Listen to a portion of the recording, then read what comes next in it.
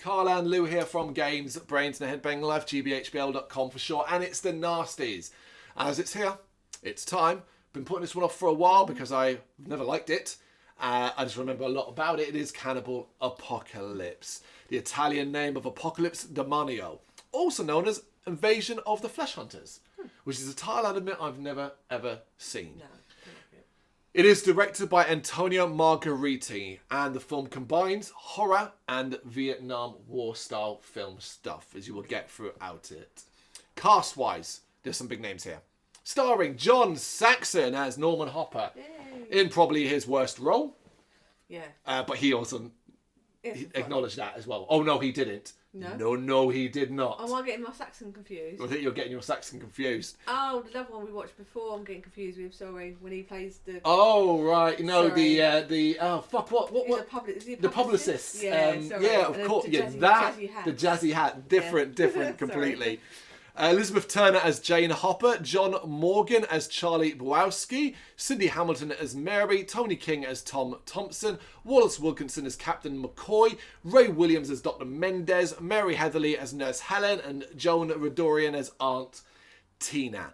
All pretty recognisable characters when you say them off the top of your head. Yeah. And of course, John Morgan as Charlie Bukowski. He also goes under another name, the Italian name that he goes under. I can't remember what it is, but he's a regular appearance in these lists. He has also appeared in other cannibal horrors and movies like The House at the Edge of the Park and stuff like that. This is a bad role for him, unfortunately, but that applies to everybody. It really, really does. So, famously, this is the movie John Saxon never wanted to talk about. Absolutely. He fucking hated this movie when he was, well, you know, obviously he's passed now, but he hated this movie. Never had anything good to say about it. And basically the story goes like this. He got a badly translated script in which all the gory parts were left out. Right. In 2002, he did an interview where he explained it was talking about the Vietnam War like it was a virus you could bring home. I thought it was a great metaphor for a psychological condition. Right. So that's what he thought the movie was. Right, okay. He then only learned what the movie was truly about during shooting, when those scenes came up. He said, at one point we were shooting a scene and a guy brings in this tray of meat. I asked what it was for, and he explained to me it was supposed to be body parts, even genitals, and we were supposed to gnaw on them. I asked Margheriti to take me out of the scene, and I went to my hotel room. Once I found out what the true nature of the film was, I got so depressed. He contemplated leaving the production altogether, but decided inevitably just to do the movie. Yeah. Your contract, money. Yeah. He would. Yeah, at that point he probably signed a contract. He would have had to pay to get out of it. He was a fairly significant name. I can't say to him oh well, you know, because ultimately you got to take his word for it. Did he really get a bad script? Or did he just not read it? Did he not think of, you know, or did his agent not tell him the truth and stuff like that? I think I believe him because I've got no reason to disbelieve him. It's John Saxon. Because if you can't start throwing the Vietnam War in there, you wouldn't automatically go cannibal. Well, would you? Really? The idea of the Vietnam War and the issues, PTSD being like a virus you can transmit and take back with you, is something you could argue the film does play around with to a certain degree. I reckon they skimmed parts and made it not very clear what actually went on. So I would have loved to have been there when he's like, wait, what's that tray of meat for? Yeah, what the fuck? And finding out it's about cannibalism. Oh, that would have been brilliant. Absolutely. So, yes, it is an infamous video nasty that has mostly been uncut to these days. However, most versions, in fact all versions as far as I'm aware, have 2 seconds remaining that's been trimmed out. 2 seconds that really you don't need. And that's to do with live rats being set on fire. And the 2 seconds of an extended scene of a rat burning, cut. Yeah. Fucking unnecessary. Just not necessary. Oh, really? Not even now. Like, it's not even that long ago. Like, where's your thinking in that? It's bizarre.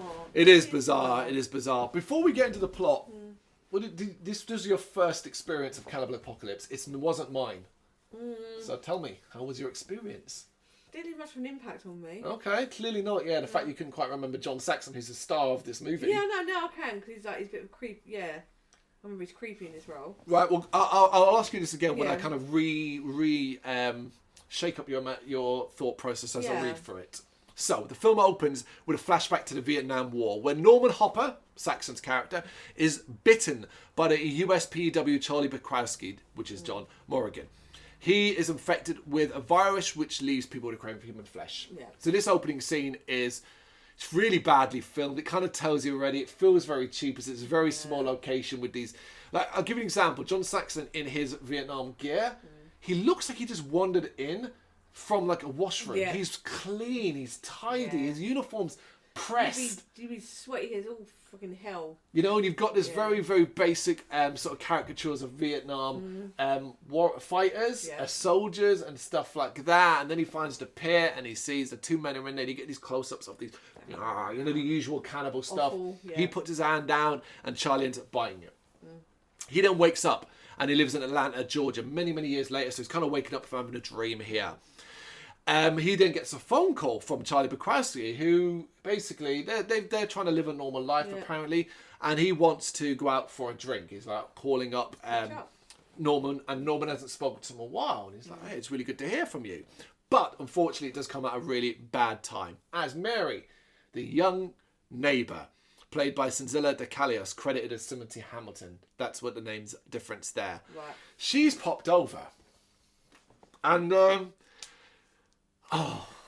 so we know she's not young. She's not young enough for this scene. Yeah. But there is such an obvious visual age difference between her and John Saxon that the scenes where she's trying to seduce him, it's downright uncomfortable. And I thought he wasn't going to fall for it because she goes off, didn't she? He doesn't fall for it at first. It's like no, he kind of just dismisses it. He's married. Good. That's the sensible option. This is what you do. You're not a single man, and all the rest of it. And then I think she carries on. Yeah, because she's being very demure and sexy, and she's trying to seduce him. Yeah. But it seems to work as he ends up falling for her, and she's wearing these very small underpants that don't leave much to the imagination, and it looks like basically he's gonna give her oral sex. He's gonna go down on her, kind of thing. But he seems to bite her like in the stomach, as it kind of flashes to her, kind of like that, like gasping, and then we cut away. Meanwhile, Charlie, having been like rejected for the drink by Norman, has kind of been wandering the street, seems a bit uncomfortable, but also seems to be looking for trouble. He gets into something with a gang of youths.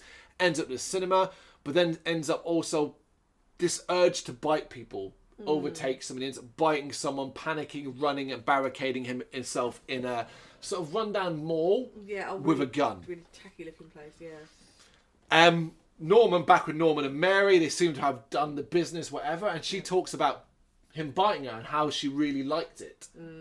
Thought, you're like, wait, what? Yeah. Okay, all right, fine, maybe, whatever. But Norman, having heard now about Charlie, goes to basically talk him down. Like, he called me, he must need my help, I'll go there and talk to Charlie. Charlie's been shooting at people. He even gets into this gang who chased him there. And I think he kills one, he shoots one, or was it a security guard or something like that? But John ends up being able to talk Charlie down and gets arrested. Charlie gets arrested, but in the struggle, it ends up biting a police officer too. So that's a thing.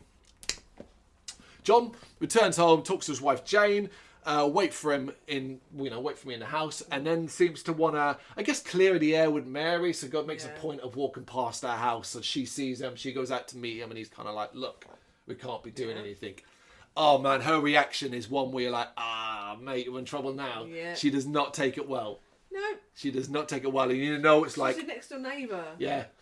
She's young enough. She's young enough and spoiled enough that she's kind of like, you can tell she's going to cause difficulties for him. She's also constantly distracted by her aunt. This is what makes her feel younger than she actually is her aunt treats her like a fucking child. Yeah. She's like, oh, my aunt's calling, and runs off and stuff like that. She's a younger brother who's in it as well. It kind of makes her feel really young. Really young, yeah. Like, and it makes every one of their scenes quite uncomfortable to watch personally.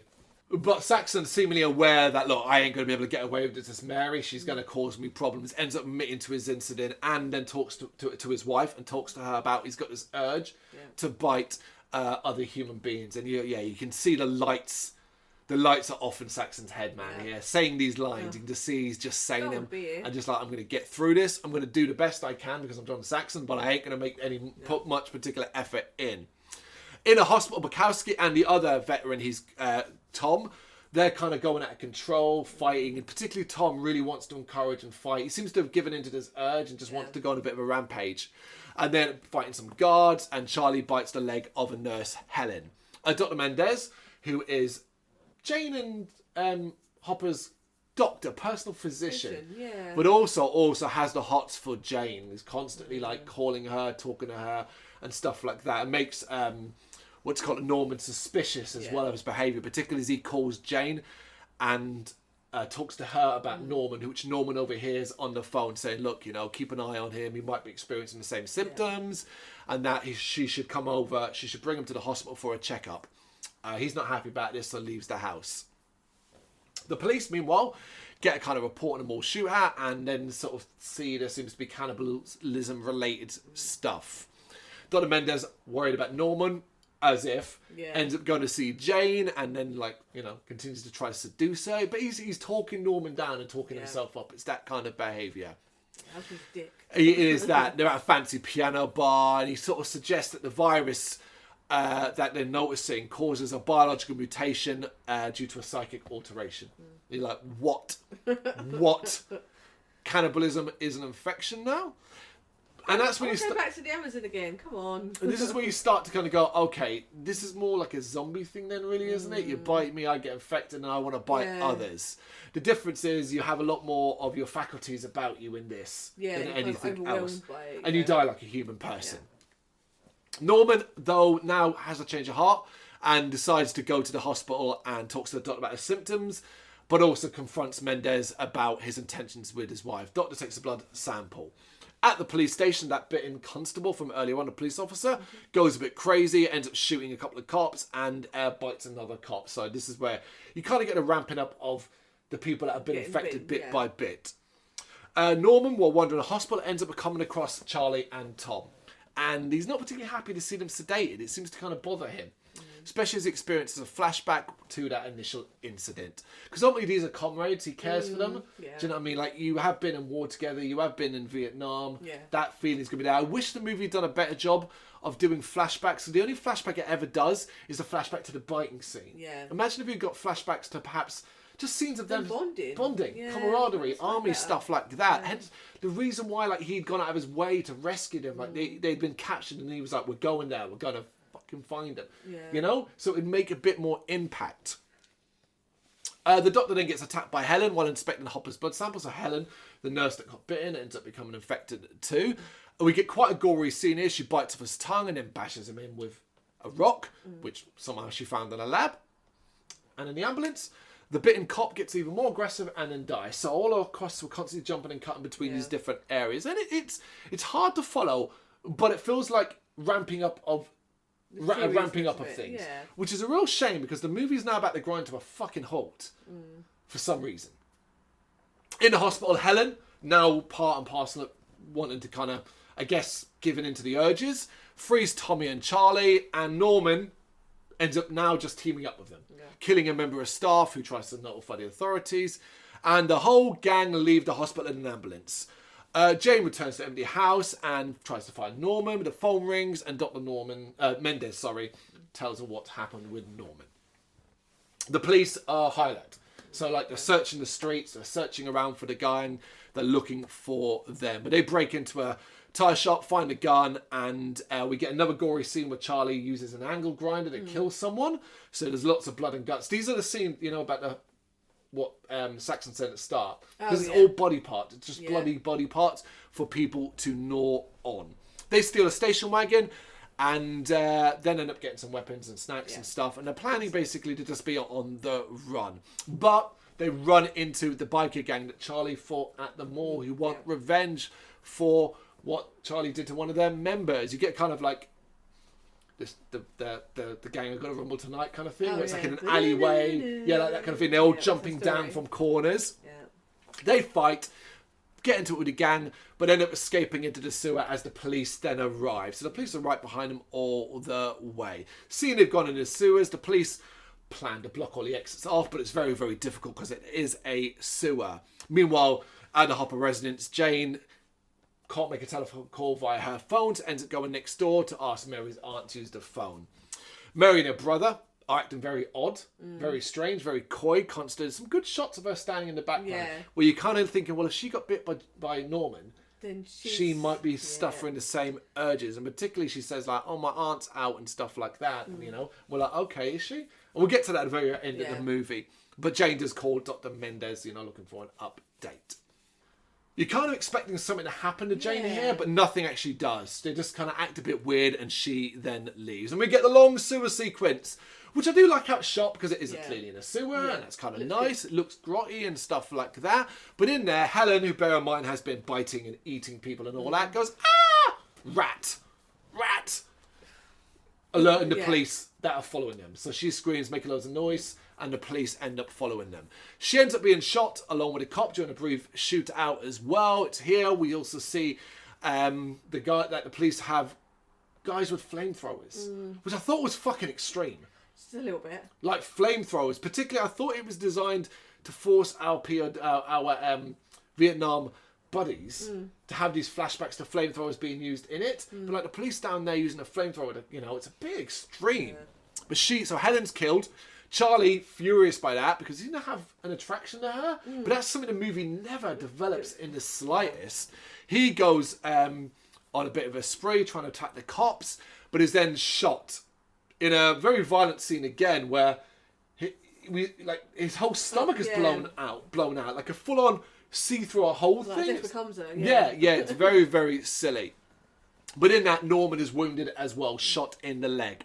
Tom goes berserk, attacks the police and is killed with a flamethrower. So everyone is pretty much wiped out in one hit. Don't complain, because at this point you kind of just want the movie to end. It's been on too long already.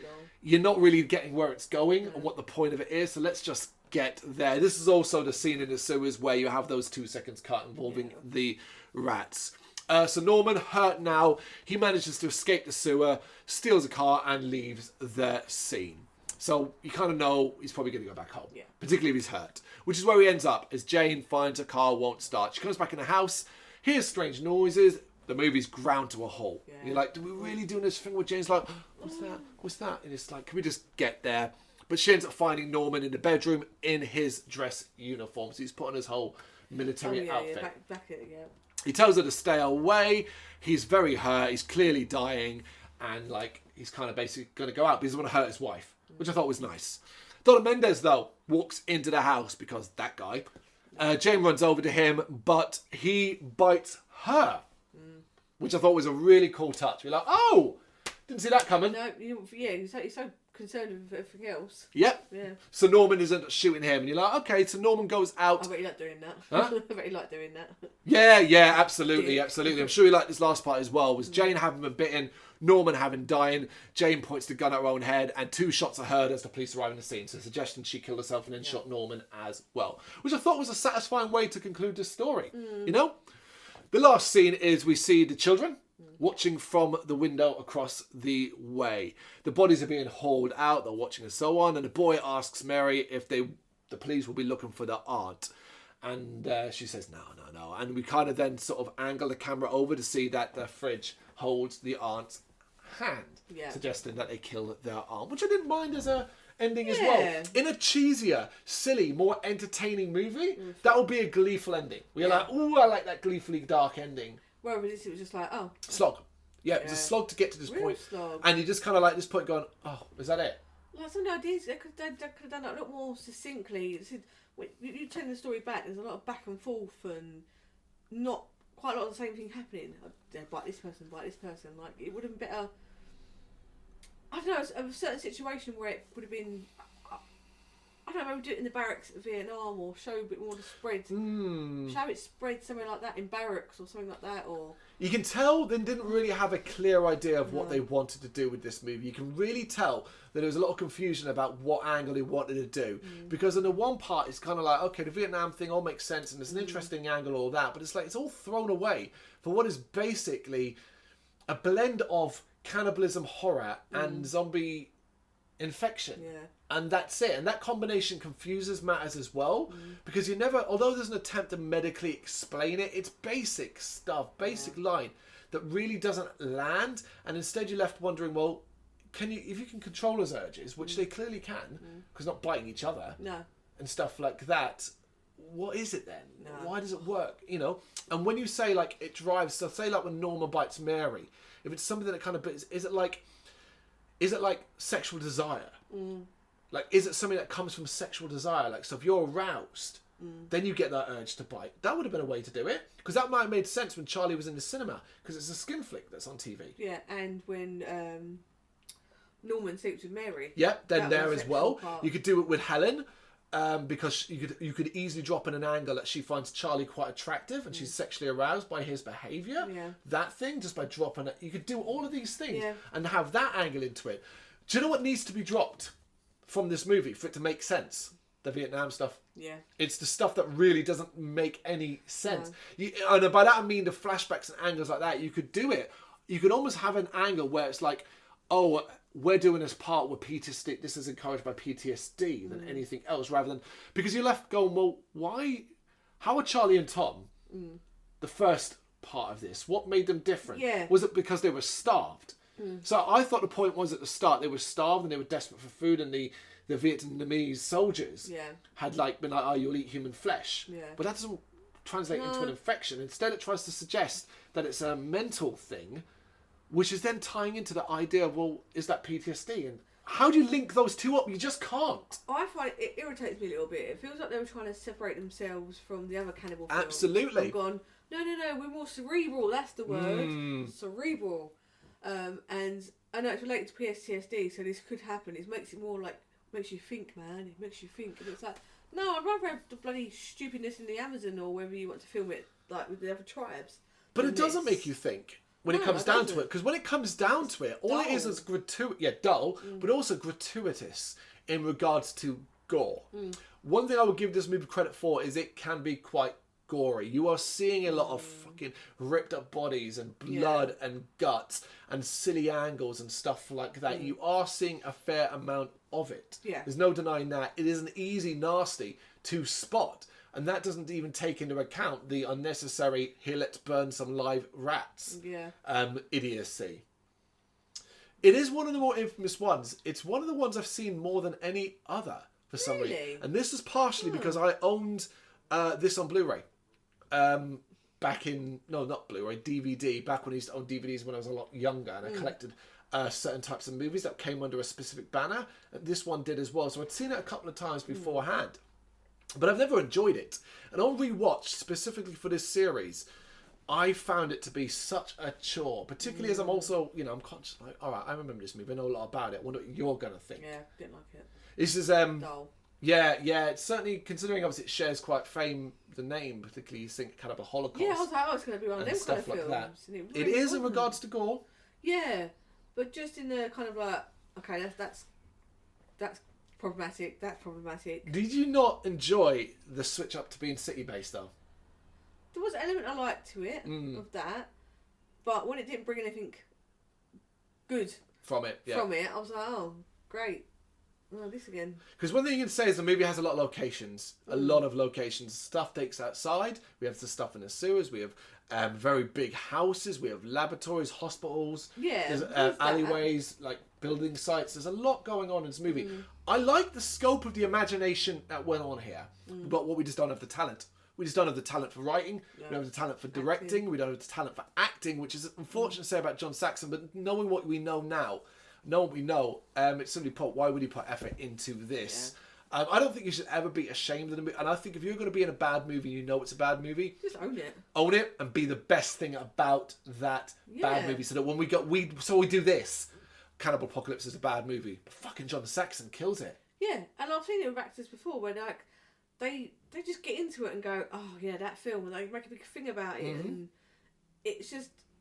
Be proud of that. I wanted to do the money. I thought it was going to be good. Wasn't great, but I learned something from it. Yeah. Rather than going, oh no. Yeah. He never talked about it. Never wanted to talk about it anyway. But that's that. That's Cannibal Apocalypse. I reckon by chance you've actually seen this movie. Are you a fan? What do you think of it? Let us know in the comments. Thank you very much for watching. You can check us out on gbhbl.com as well as on Facebook, Instagram, Twitter and Tumblr. Go to Patreon and help us out over there. That's patreon.com/gbhbl, as well as Big Cartel, where you can find some of our merchandise. We have a podcast running on SoundCloud and Apple Podcasts. And of course, if you like this video, do us a favour, hit the subscribe button and help the channel grow. Games, horror and heavy metal. What else is life for?